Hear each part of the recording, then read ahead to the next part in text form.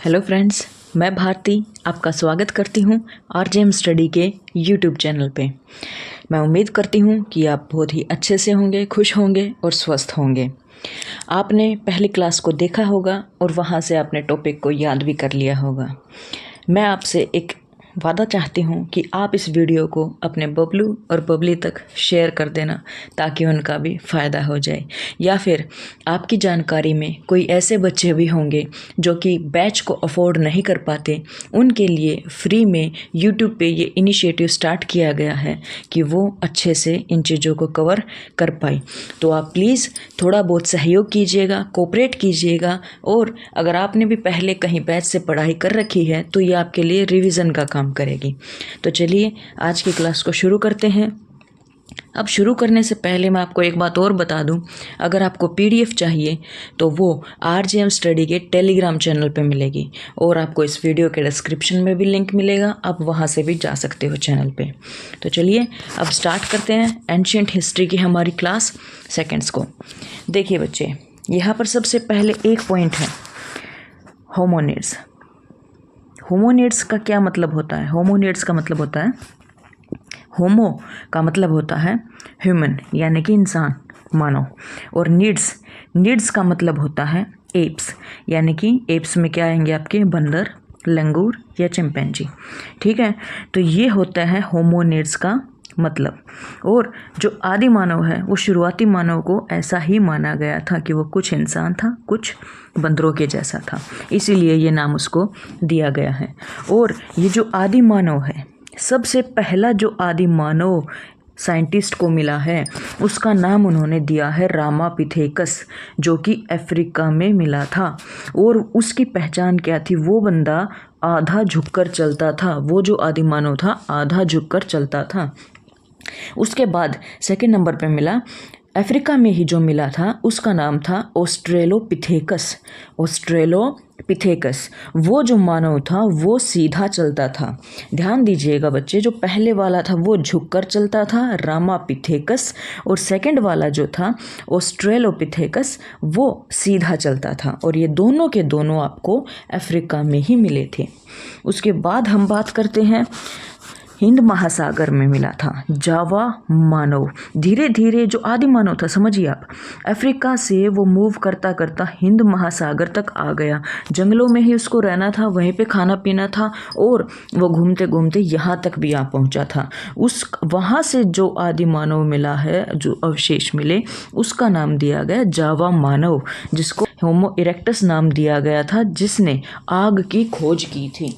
और उससे इम्पोर्टेंट बात बच्चे यहाँ पर ये है कि जो उसके दिमाग का आयतन था वो था 1400 सेंटीमीटर, यहाँ पर क्यूब आएगा, 1400 सेंटीमीटर क्यूब आएगा बच्चे, स्क्वायर नहीं क्यूब आएगा, क्योंकि वॉल्यूम जो होता है वो क्यूब में होता है।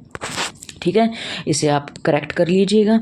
अब आगे देखिए, उसके बाद जो हमें आदि मानव मिला वो मिला था चाइना में, जिसका नाम था पैकिंग मानव। ठीक है, चाइना में मिला था और पैकिंग मानव उसका नाम दिया गया था। उसके बाद हमें मिला जर्मनी में, जिसका नाम था निएंडरथल। उसके बाद फ्रांस में, जिसका नाम था क्रोमरेगनाव, और ये जो है सबसे करीब माना जाता है इंसान के। अब उसके बाद नंबर आता है पामीर के पठार से होमोसेपियंस के आपको अवशेष मिले हैं। होमो इंसान, ह्यूमन फैमिली, और सेपियंस हमारी प्रजाति को बोला जाता है। जो आधुनिक मानव है वो सबसे ज़्यादा करीब होमोसेपियंस के हैं। ठीक है, शायद आपको ये समझ आ गया होगा। और अब हम एक बार फिर से आदि मानव की इस जो श्रृंखला है इसको देखते हैं कि कब कौन सा हमें मिला था। अफ्रीका में मिला था रामापिथेकस और ऑस्ट्रेलोपिथेकस। उसके बाद हिंद महासागर में मिला जावा मानव, चाइना में मिला पैकिंग मानव, जर्मनी में निएंडरथल और क्रोमैग्नोव, और पामीर के पठान से मिले होमोसेपियन, जो कि आज के दिन प्रचलित हैं। अब यहाँ एक और इम्पोर्टेंट बात निकल के आती है कि हम ही क्यों आज तक जिंदा हैं, जिसका नाम है होमोसेपियन। वो इसलिए हैं क्योंकि प्रकृति में एक चीज़ चलती है बच्चे, क्या चलता है कि जो सबसे ज़्यादा फिट होगा वही सरवाइव कर पाएगा। और ये लाइन हमें डार्विन ने शो की थी कि सर्वाइवल ऑफ द फिटेस्ट, जो प्रकृति में सबसे ज़्यादा फिट होगा वो सबसे ज़्यादा लंबे समय तक फिट रह पाएगा। और हमारे जो पूर्वज मान लीजिए जो भी थे, उनकी भी किसी न किसी से भिड़ंत हुई होगी, लेकिन उसने लड़ाई में, योग्यता में अपने आप को सबसे ऊपर का सिद्ध किया, सबसे शक्तिशाली सिद्ध किया था।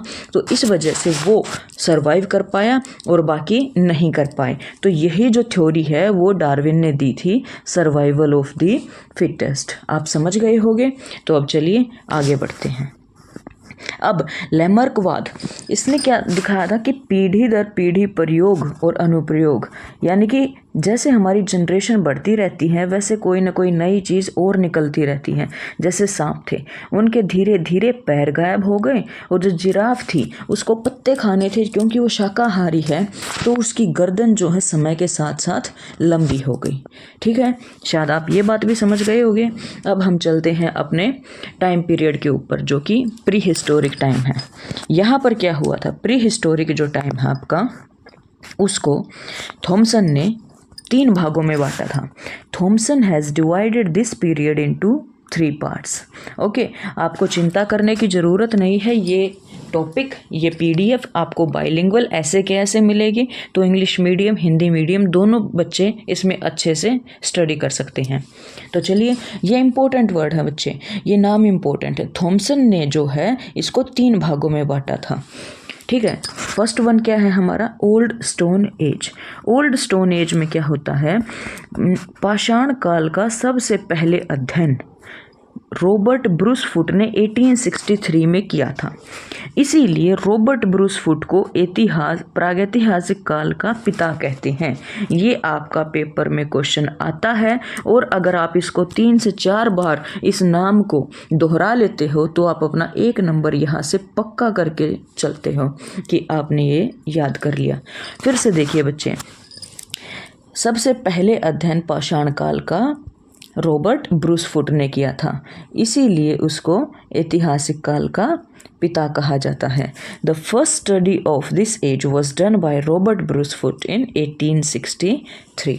आई होप ये आपको क्लियर हो गया होगा। अब हम आगे चलते हैं। इसने यहाँ पर इस समय में क्या हुआ था बच्चे, यहाँ पर हुआ था यूज़ ऑफ स्टोन, पत्थर का प्रयोग हुआ था, और वो जो स्पेशल स्टोन था उसको बोला जाता था पेबुल उपकरण। अब ये पेबुल क्या होता है, आई होप शायद आपको पता हो, अगर ना पता हो तो मैं आपको बता दूं। बच्चे, जो पत्थर होता है नेचर में हमें किसी भी शेप का मिल सकता है, गोल ऐसे किसी भी शेप का मिलेगा, लेकिन इनके पास जो पत्थर थे वो थोड़े से नुकीले होते थे। अब ये नुकीले पत्थर बने कैसे, इन्होंने पत्थर पे पत्थर को घिसा होगा, उसको एक जगह से उसको शेप दी होगी, कोई ना कोई थोड़ा सा उसको मेंड किया होगा कि तभी वो ऐसे शेप में बन पाए होंगे। और ऐसे जो उपकरण हैं उनको हमने पेबुल उपकरण का नाम दिया है, इसीलिए इनको पेबुल टूल्स कहा जाता है। आई होप ये आपको क्लियर हो गया होगा। अब हम दोबारा देखते हैं, जो शिकार है उसका अल्प ज्ञान था। ठीक है, they had little knowledge of hunting, क्योंकि इंसान के पास ना अभी उपकरण आए ही थे, उसने अभी प्रॉपर उनका यूज़ करना स्टार्ट नहीं किया था बच्चे, इसीलिए वो कच्चा मांस खाते थे, और वैसे भी वो इतना ज़्यादा शिकार करते नहीं थे कि वो उसी पर निर्भर हों। उन्हें प्रकृति से जो कुछ मिल जाता था वो उसमें भी अपना काम चला लेते थे।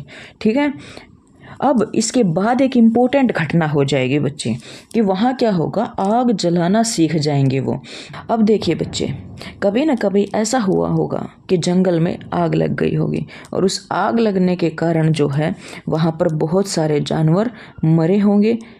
ठीक है, और जब इंसान ने उनको खाया होगा तो क्या हुआ होगा, उसे ये पता चला होगा कि मैं मांस को पकाकर भी खा सकता हूँ। और इसी आग के प्राचीन जो साक्ष्य मिले हैं वो आपको, वो चाइना के जू गोजियन गुफा में मिले हैं। Evidence of fire found in China's जू गोजियन केव।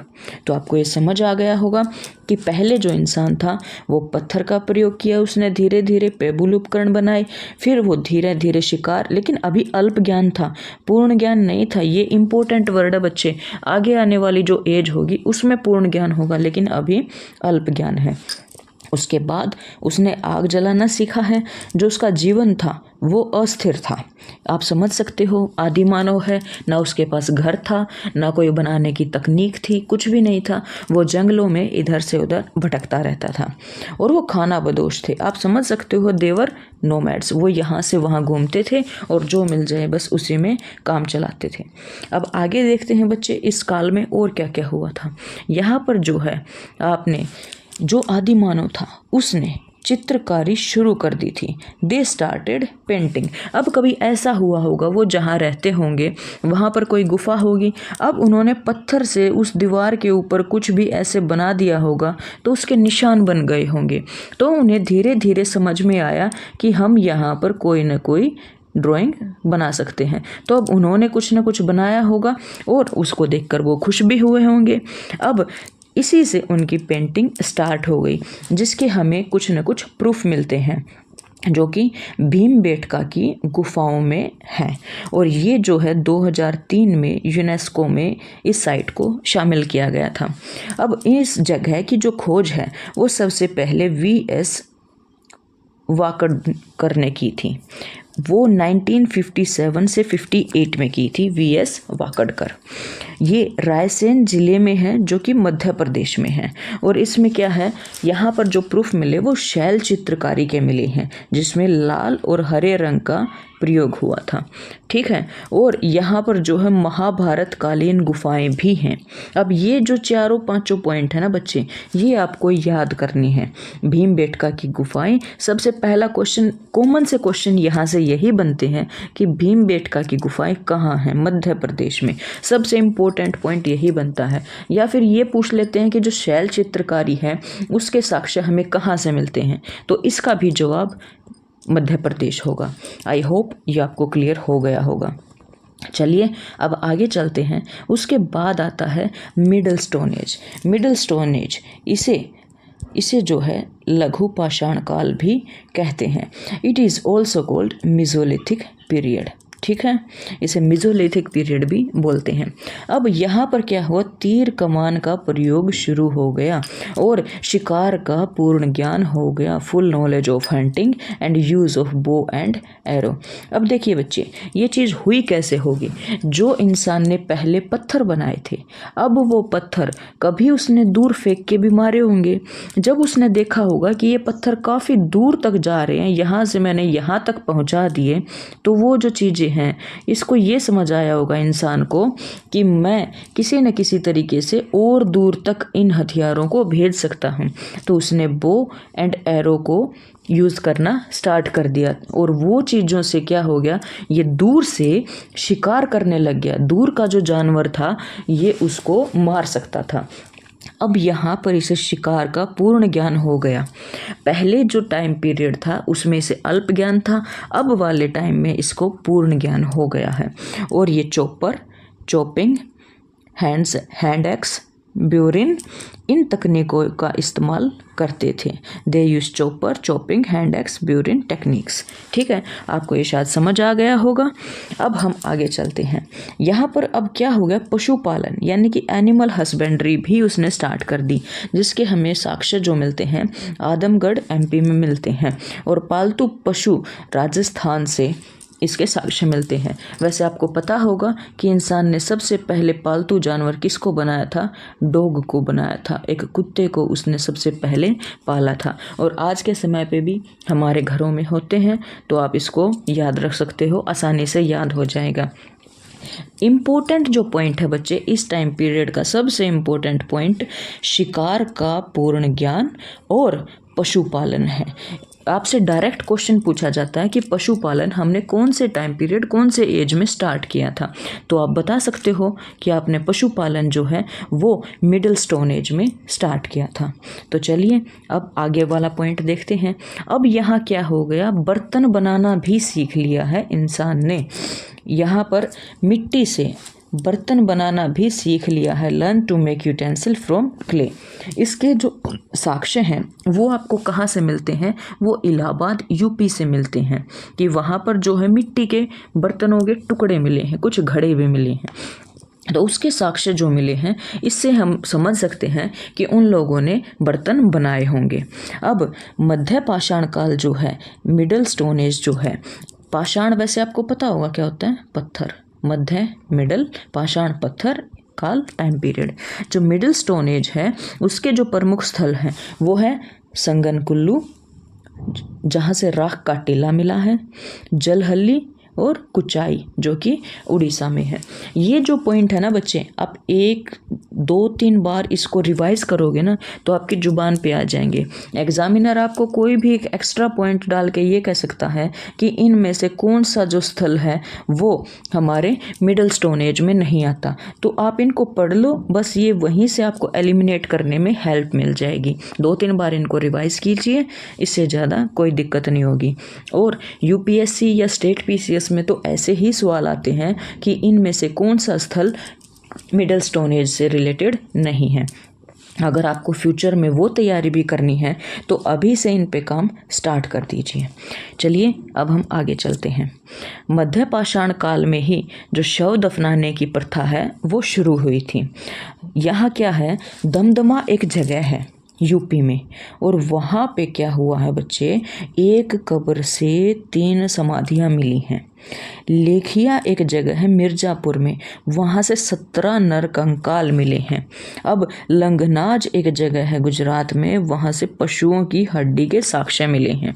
अब महदहा एक जगह है यूपी में, जहाँ से युगल समाधि मिली है।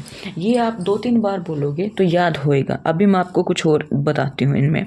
देखिए, आप सोचिए जब वो आदि मानव रह रहा होगा, कोई भी 2 पर्सन साथ में रह रहे होंगे तो कभी ना कभी किसी एक की डेथ हुई होगी और दूसरे ने क्या किया होगा, कुछ टाइम तक तो उसको पता नहीं होगा कि क्या होगा क्या नहीं होगा। कभी जंगली जानवरों ने उसे खा लिया होगा उस लाश को, कभी कोई कीटी चीड़ी जो भी चीज़ें हैं, चींटियाँ जो हैं, उन्होंने आके इसको खा लिया होगा। लेकिन धीरे धीरे इसके दिमाग में एक पॉइंट आया होगा कि क्यों ना मैं इसे मिट्टी में दफना दूं, ताकि इसकी बॉडी को भी कोई नुकसान ना हो, और जो इसका ये नियर वन था, डियर वन था, ये दुनिया से चला गया तो इसको ये मरने के बाद भी इसको बचा पाए। तो ऐसे किसी सोच के साथ उन्होंने इनको दफनाना शुरू किया था। इसी वजह से वहाँ पर आपको कब्र मिलती हैं।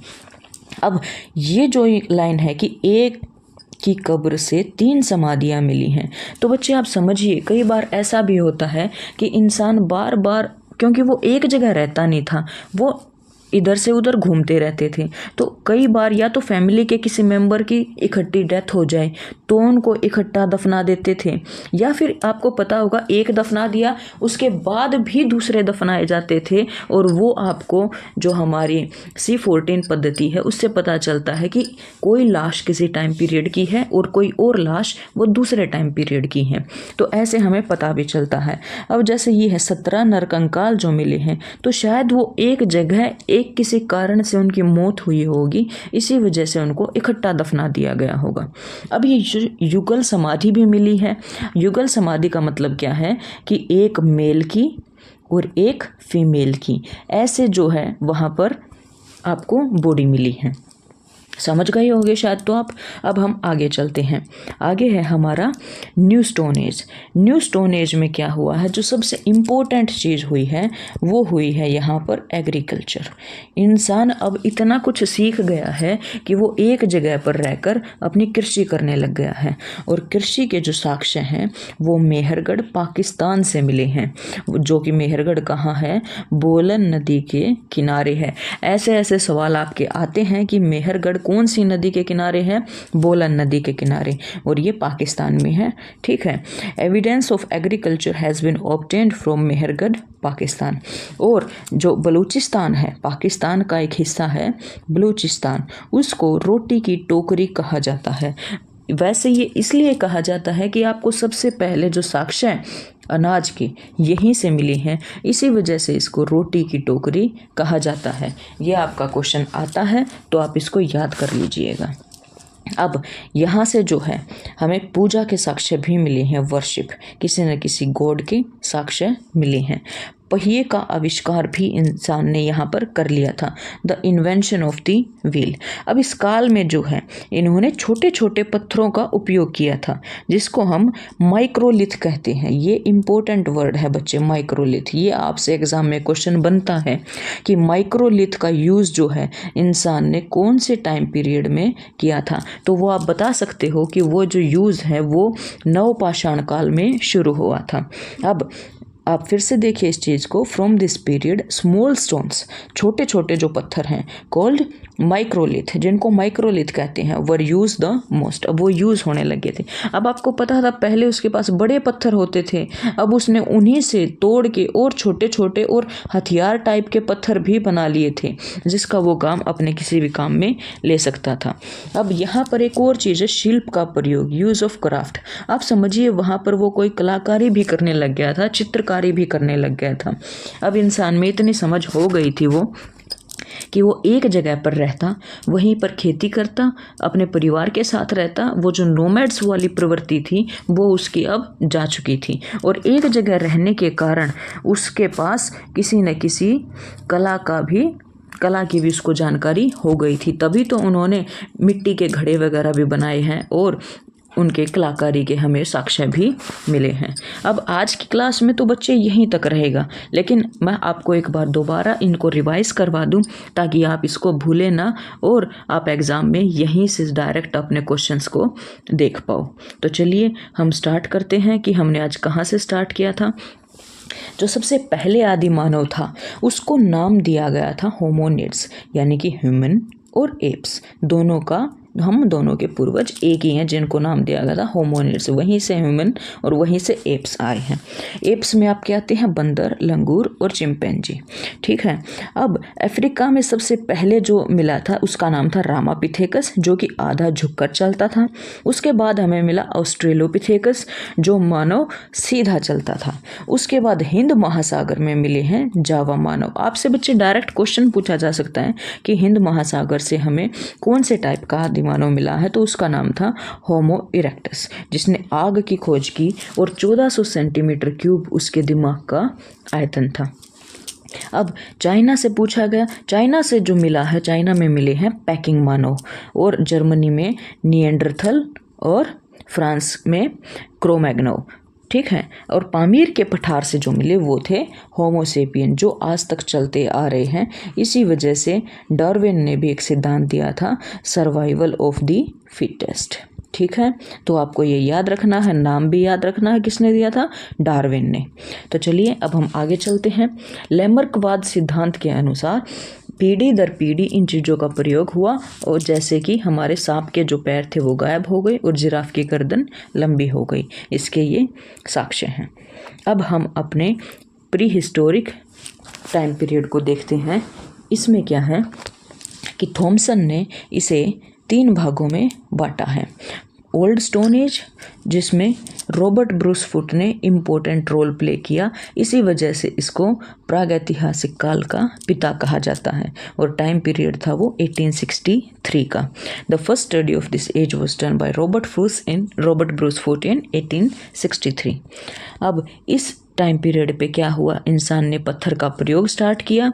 जो शिकार था उसका अल्प ज्ञान था और वो कच्चा मांस खाते थे, और इंसान ने आग जलाना सीख लिया था। यहाँ पे आग जलाने के जो साक्ष्य हैं वो चाइना की जू गोजियन गुफा से मिले हैं। ये आपको याद करना है बच्चों। जो इंसान का उस समय पे जीवन था वो अस्थिर था, वो खानाबदोश थे।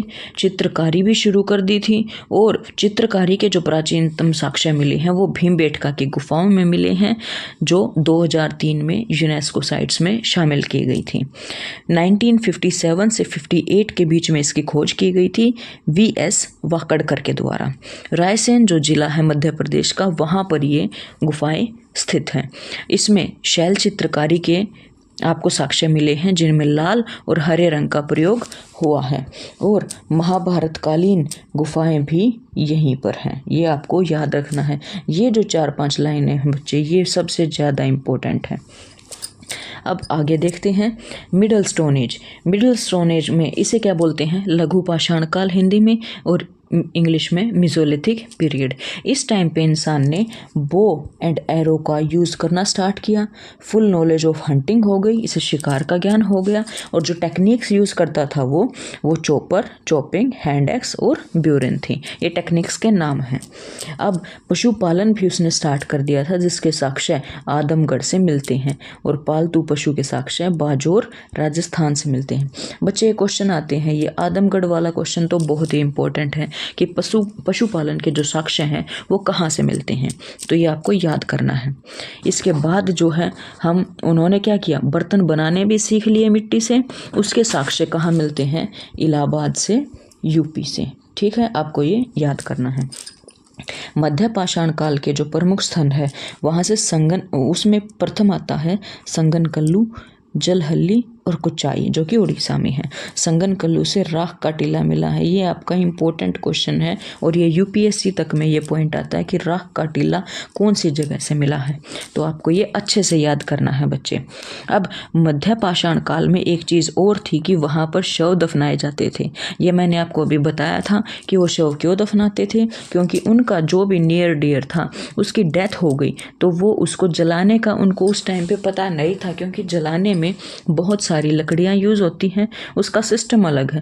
तो उसने स्टार्टिंग में सबसे सेफ जो काम महसूस किया वो यही था कि क्यों ना उनको गड्ढा खोदकर दबा दिया जाए, तो इसीलिए वहां से कब्र की शुरुआत हुई है। ये पॉइंट्स मैं आपको ये जगह एक बार फिर से रिकॉल करवा दूं। दमदमा जो जगह है यूपी में, आप इसको ना ट्रिक से भी याद कर सकते हो।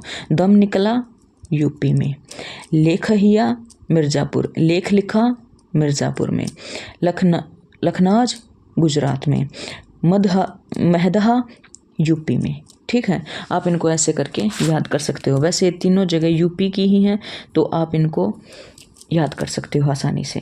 अब इसके बाद देखिए नवपाषाण काल। नवपाषाण काल में जो सबसे इम्पोर्टेंट चीज़ हुई थी वो 2 चीज़ हुई थी। क्या हुई थी? एक तो एग्रीकल्चर के लिए इंसान को क्या चाहिए, किसी न किसी टूल की मदद चाहिए, तो इसलिए उसने क्या किया था, पहिए का आविष्कार। ये दोनों जो पॉइंट हैं, इन्वेंशन ऑफ द व्हील और एग्रीकल्चर, ये सबसे इम्पोर्टेंट चीज़ें हैं। मोस्ट ऑफ द टाइम जो है क्वेश्चन यहीं से बनता है। अब जो कृषि के जो साक्ष्य हैं वो मेहरगढ़ पाकिस्तान से मिले हैं, जो कि बोलन नदी के किनारे हैं। और जो पाकिस्तान का जो एक जगह है बलूचिस्तान जो जगह है, उसको रोटी की टोकरी भी कहा जाता है। आई होप ये आपको क्लियर हुआ होगा। अब आगे देखिए, इस काल से छोटे पत्थर भी मिले हैं जिनको माइक्रोलिथ कहते हैं। छोटे छोटे पत्थरों को माइक्रोलिथ कहते हैं। और इस टाइम पे इंसान ने शिल्प का प्रयोग, यानी कि कोई ना कोई कलाकारी, कुछ ना कुछ डिज़ाइन वो बनाने लग गया था, क्योंकि वो एक जगह पे स्टेबल रहता था। उसने अपने आप को इम्प्रूव किया, अपनी टेक्निक्स को इम्प्रूव किया। तो बच्चे आज की क्लास में बस इतना ही रहेगा। तब तक के लिए आप इस PDF को पढ़िए, यहाँ पे जितना भी कुछ है आप उसको रिवाइज कीजिए, और अगर आपको कोई प्रॉब्लम हो तो आप कमेंट सेक्शन में लिख दीजिएगा। और तब तक के लिए आप पढ़ते रहिए, खुश रहिए, मुस्कुराते रहिए। धन्यवाद।